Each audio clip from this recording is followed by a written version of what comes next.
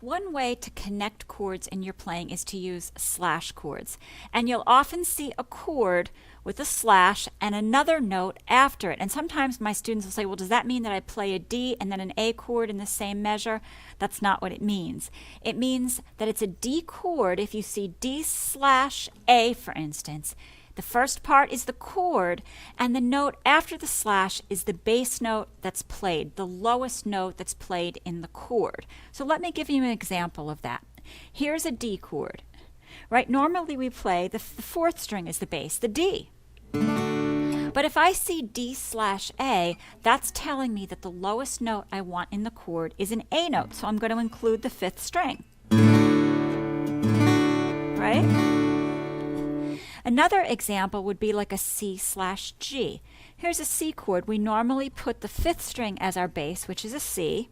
But if I want G in the bass, I can add a G on the sixth string and play it like that. Now, in both of those examples, the notes we added were already chord tones. But we can do something like G slash F sharp, and then we have our G chord here, right? Except F sharp is not normally one of our chord tones. So G slash F sharp would keep the G, except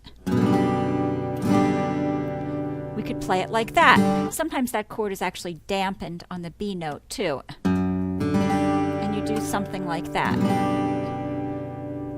Another example would be F slash A. Here's an F chord, and I'm going to put the A, the fifth string, in the bass.